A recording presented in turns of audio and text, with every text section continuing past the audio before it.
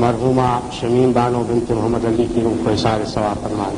اللہ من الشیطان اللعین الرجیم، بسم اللہ الرحمن الرحیم، الحمد للہ رب العالمین، والصلاة والسلام علی اشرف الانبیاء والمرسلین، خاتم النبیین بالقاسم محمد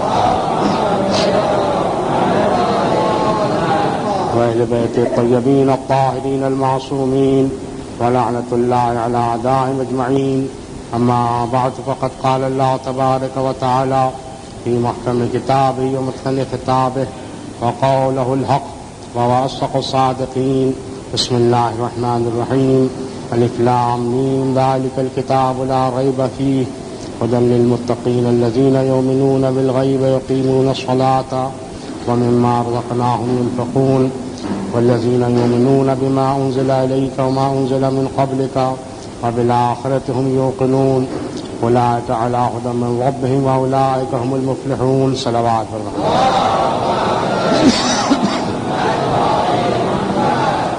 الف لام میم، یہ وہی کتاب ہے جس میں شک و شبہ کی گنجائش نہیں۔ یہ ہدایت ہے سراپا متقین کے لیے کہ جو ایمان رکھتے ہیں غیب کی باتوں پر، نماز کو قائم کرتے ہیں، جو کچھ ہم نے روزی عطا کی ہے اس میں سے انفاق کرتے ہیں، اور ایمان رکھتے ہیں جو کچھ اے پیغمبر تم پر نازل کیا گیا اور جو کچھ تم سے پہلے انبیاء پر نازل کیا گیا، وبالآخرۃ ہم یوقنون، اور آخرت پر بھی یہ لوگ یقین رکھتے ہیں۔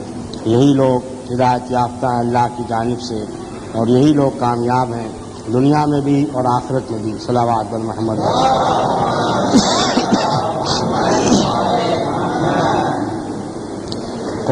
قرآن کریم کی عظمت، اس کی جلالت کے متعلق گفتگو تھی، اور اس میں شک نہیں کہ قرآن کی آیات کا پڑھنا، قرآن کے سوروں کی تلاوت کرنا نماز کی حالت میں، نماز کے علاوہ ہر موقع پر ہمیں حکم ہے، اور جس وقت نماز میں انسان سورہ پڑھتا ہے تو اس کا ثواب میں اور اضافہ ہو جاتا ہے۔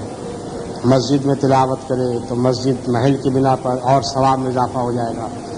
ماہ مبارک میں اگر تلاوت کرے تو اس کی عظمت، ماہ رمضان المبارک کی عظمت کے لحاظ سے ثواب میں اور اضافہ ہوگا۔ لیکن یہ شریعت کی سہولت ہے کہ ایسے افراد عوام الناس کی جو آیات قرآنیہ کا مطلب صحیح طریقے سے نہیں سمجھ سکتے، لیکن اگر صحیح طریقے سے اپنی کوتاہی نہ اس کو الفاظ کو ادا کرتے ہیں تو اس کا بھی خدا عالم ثواب عطا فرماتا ہے۔ اگر سمجھ کر پڑھیں تو اس کا بھی ثواب۔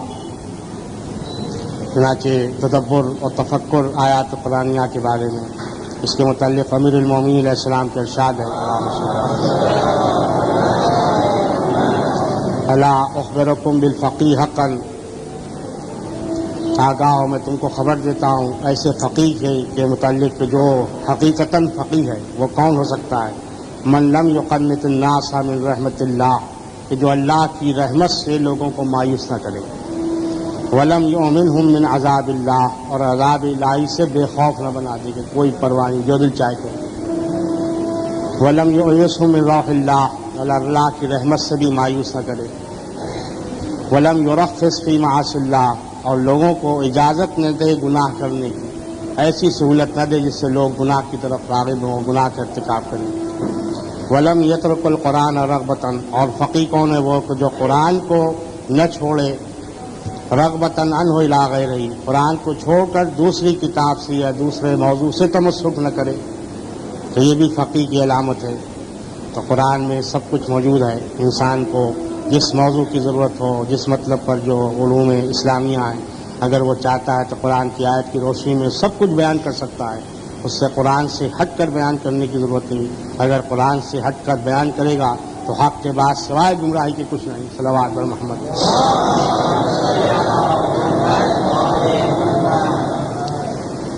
جیسا کہ جدید دور میں یہ رواج ہے کہ اکثر لوگ آیات قرآنیہ کو پسند نہیں کرتے، حدیث رسول کو، حدیث امام کو پسند نہیں کیا جاتا، یہ پرانی باتیں ہیں، قال اللہ قال رسول اللہ۔ کوئی نئی بات ہو تو اب ہم اگر نئی بات پیش کریں تو ظاہر ہے کہ عموماً ایسا ہی ہوتا ہے کہ قرآن و حدیث کا نام نہیں لیا جاتا، بات وہی پیش کی جاتی ہے یا اس میں اپنی آمیزش کے ساتھ۔ تو یہ طریقہ صحیح نہیں ہے، بلکہ قرآن کی روشنی میں جو کچھ وہ بیان ہو، حدیث کی روشنی میں جو کچھ بیان ہونا چاہیے۔ صلوات بر محمد۔ الا لا خیر فی علم لیس فی تفہم، آگاہ ہو اس علم میں کوئی خیر بہترائی نہیں جس میں تفہم نہ ہو. الا لا خیر فی قراءۃ لیس فی تدبر، اس قراءت قرآن تلاوت قرآن میں کوئی خیر نہیں ہے جس میں تدبر نہ ہو، اتنا بھی سمجھ سکے حسب اطاعت. اگر عالم ہے تو اپنے علم کے اعتبار سے سمجھتا ہے، زیادہ عالم ہے تو زیادہ سمجھتا ہے، کم علم رکھنے والا ہے تب بھی تھوڑا بہت سمجھتا ہے تو تھوڑا بہت سمجھنا چاہیے. الا لا خیر فی علم الا لا خیر فی عبادت لیس فی تفقہ، جیسا کہ اس عبادت میں بھی کوئی خیر نہیں ہے، بہترائی نہیں ہے جس میں تفقہ ہو. یہ موازنہ ہو گیا قرات اور عبادت کا. انسان نماز پڑھتا ہے تو اس میں قرات کے علاوہ تمام اذکار ہیں، رکوع میں جو پڑھا جاتا ہے، سجدے میں جو پڑھا جاتا ہے، بحول اللہ جو انسان کہتا ہے اٹھتے وقت، قنوت میں جو دعائیں پڑھتا ہے سجدے میں، ان سب کا اگر سمجھتا ہے تفقہ تو کیا کہنا. لیکن اس کا مطلب یہ نہیں ہے کہ اگر کوئی نہیں سمجھ سکتا، اس سے تعلیم حاصل نہیں کی، موقع فراہم نہیں ہوا، وہ نماز کو چھوڑ دے. اگر نماز صحیح الفاظ کے ساتھ ادا کر سکتا ہے تو جتنا بھی سمجھ سکے اس کو سمجھنا چاہیے اور نماز کو ترک نہیں کرے گا. اسی طریقے سے قرات قرآن کو ترک نہیں کرے گا عام انسان اگر پڑھ سکتا ہے. اگر کوئی شخص پڑھنے پر بھی قادر نہیں ہے تو پھر ثواب صرف سننے کا ہے. اگر دوسرا شخص پڑھتا جائے، خود سنتا جائے تو اس کا بھی ثواب ہے، اور پڑھتا جائے الفاظ میں ادا کرتا جائے. اگر الفاظ میں نہیں ادا کرے گا، صرف سنے گا، تب اس کا بھی ثواب ہے. تو خدا عالم نے کتنی سہولت اور کتنی گنجائش رکھی ہے کہ بالکل جو جاہل ہے، جاہل محض کچھ نہیں جانتا، وہ دوسرے سے کہا بھائی تم پڑھو، یا ایسے مجالس محافل جہاں قرآن کی تلاوت ہو رہی ہے، علم کا تذکرہ ہو رہا ہے، وہاں جا کے بیٹھے تو وہ جاہل شخص بھی سب کچھ سمجھ سکتا ہے وہاں. صلوات پر محمد.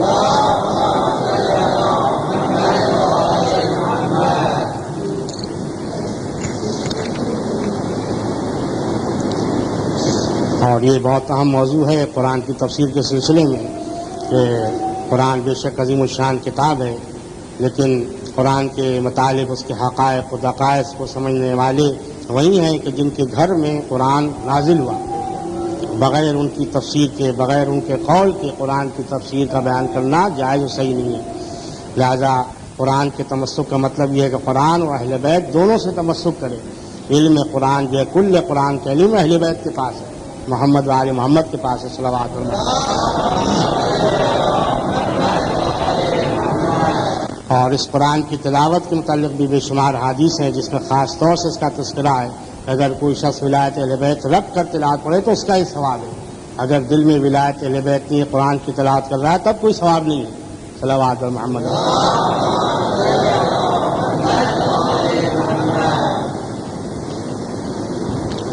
چنانچہ کتاب کافی میں سلیم بن قیس ہلالی سے روایت ہے کہ میں نے حضرت امیر المومنین علیہ السلام کو یہ کہتے ہوئے سنا کہ ما نزلت آیۃ علی رسول اللہ، ما نزلت آیۃ علی رسول اللہ صلی اللہ علیہ وآلہ وسلم الا یقرانیہا واملاہا علیہ فکتبتہا بخطی وعلمنی تعویلہا وتفسیرہا وناسخہا ومنسوخہا ومحکمہا ومتشابہہا. یعنی آپ فرماتے ہیں کہ کوئی آیت ایسی نہیں جو نازل ہوئی وہ پیغمبر اسلام پر مگر یہ کہ پیغمبر اسلام نے پڑھ کر مجھ کو سنایا اور مجھ کو لکھوایا اور میں نے اپنے خط اپنی تحریر میں لکھا اس کو، اور حضرت نے اس کی تعویل کی تعلیم فرمائی اور اس کی تفسیر بیان کی. کون آیت ناسخ ہے، کون آیت منسوخ ہے، کون آیت محکم ہے، کون آیت متشابہ ہے. اور میرے لیے دعا فرمائی کہ خدا تعالی مجھ کو فہم عطا فرما. اور یہ برکتیں حضرت کی دعا کی کہ کوئی ایسی آیت نہیں کہ جس کو میں بھولا ہوں. صلوات پر محمد وعلیہ.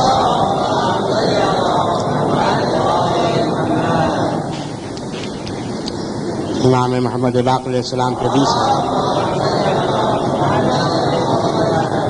کہ قال ما احد من الناس انه جمع القرآن كله كما انزل الا كذاب وما جمعه حفظه كما انزل الله الا علي بن ابي طالب علیہ السلام والائمة من بعدهم. صلوات بر محمد.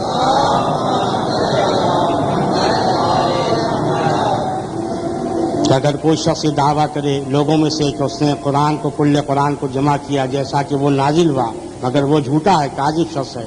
قرآن کو کل قرآن کو جمع نہیں کیا، کل قرآن کو حفظ نہیں کیا جیسا کہ وہ نازل ہوا، مگر صرف علی بن ابی طالب نے اور ان کے بعد آپ کی ذریت میں طاہرین علیہ السلام نے. صلوات پر محمد۔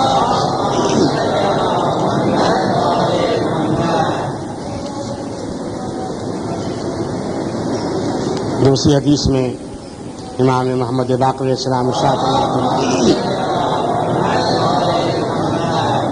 کہ کوئی شخص اس کا دعویٰ نہیں کر سکتا ما یستطیع احد ان یدعی ان عنده جمیع القرآن کلہ ظاہرہ و باطنہ غیر الاوصیاء، اوصیاء کے علاوہ کوئی شخص اس کا دعویٰ نہیں کر سکتا کہ کل قرآن اس کا ظاہر و باطن سب اس کے پاس ہے۔ صلوات بر محمد۔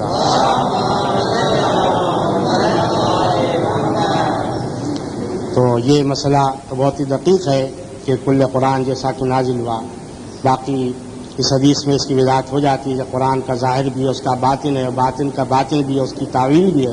تو اس اعتبار سے ہم گفتگو کرتے ہیں کہ قرآن کا ظاہر، اس کے بواطن، اس کے حقائق، اس کے دقائق، یہ سب انہیں کے پاس ہے۔ اور جو قرآن اس وقت موجود ہے اس کے متعلق اہل بیت کا اہم تعلیم کا حکم ہے کہ تم اس کو سمجھو اور اس پر عمل کرو۔ صلوات بر محمد۔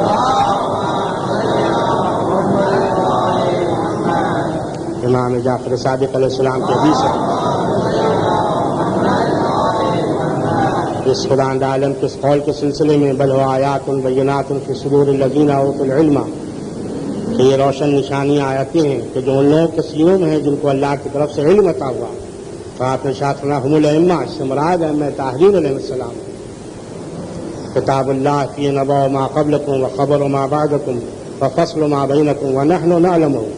کتاب خدا ایسی کہ اس میں تمام ما قبل کی خبر سب موجود ہے اور ما بعد کی تمام چیزیں موجود ہیں، اور جو کچھ تمہارے درمیان جو حکم ہے احکام الہیہ سب اس کتاب میں موجود ہیں۔ وَنَحْنُ نَعْلَمُ، ان تمام احکام کو ہم جانتے ہیں۔ صلوات پر محمد۔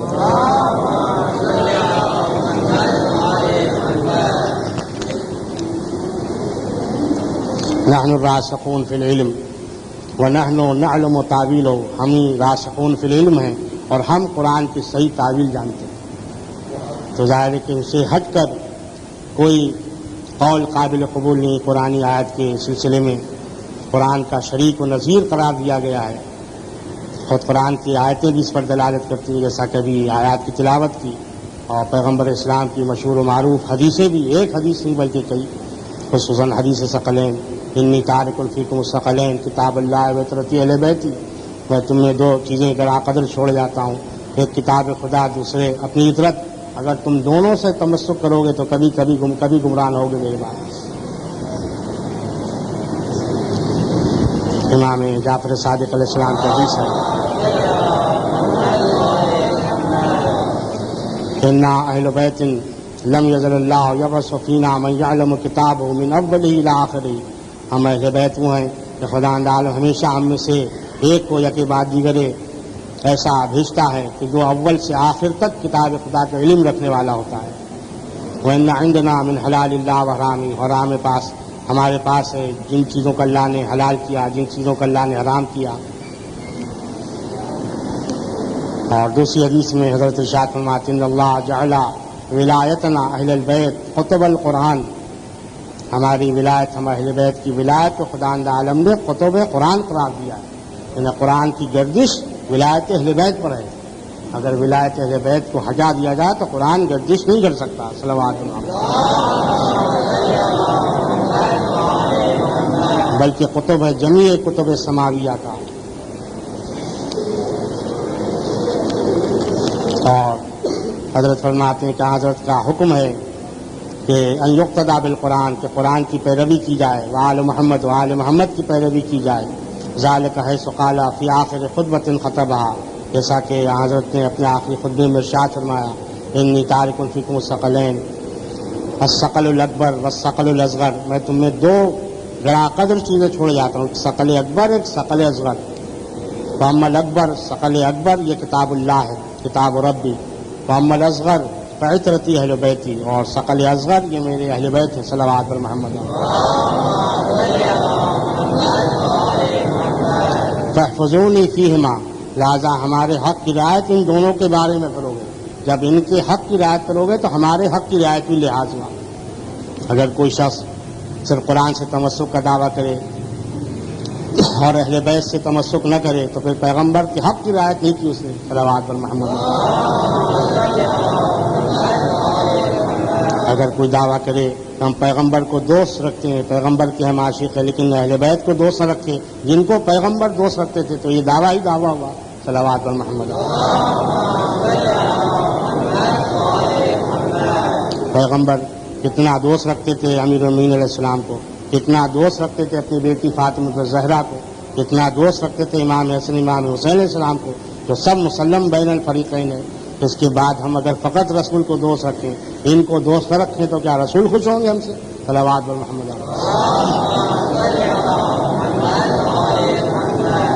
اور بے شمار احادیث ہیں، اور حدیث قیلین اس کو تمام علماء اہل سنت و علماء شیعہ سب نے لکھا ہے، اور بے شمار سینکڑوں علماء نے اور اس کی روایت کی ہے کہ پیغمبر اسلام نے ایسا فرمایا۔ اور یہ حدیث متواترات میں سے، متواتر حدیثوں میں، اور یہاں پر اکثر سوال اٹھتا ہے جس کے جواب دیے گئے ہیں کہ اس میں تعبیر قرآن سے ثقل اکبر سے کی، جو ثقل اکبر اور اہل بیت کے ثقل اصغر ہیں، یعنی جراقت چیزوں میں وہ بڑا مرتبہ، ایک چھوٹا مرتبہ، تو کیا اہل بیت قرآن سے کم درجہ رکھتے ہیں؟ تو اس کا جواب یہ ہے، جو علمی جواب ہے، کہ ہر چیز کی حیثیت ہوتی ہے، مختلف حیثیت ہوتی ہے، جیسا کہ حکمت کا مقولہ ہے، لولا الاعتبارات لبطلت الحکمت، اگر مختلف رخ نہ ہو کسی چیز کے تو حکمت باطل ہو۔ حکمت کی بنیاد مختلف اعتبارات پر ہے۔ حکمت کا مطلب یہ ہے ایک چیز ایک لحاظ سے مثلا اعلیٰ قرار پاتی ہے، دوسرے لحاظ سے اس کو محکوم قرار پاتی ہے، تو قرآن کریم حیثیت حکم الہی کے یہ افضل ہے سب سے، اس لیے حکم الہی کے سب تمام اوصیاء انبیاء سب پابند، تو یہ وہ حاکم قرار پاتا ہے۔ صلوات پر محمد۔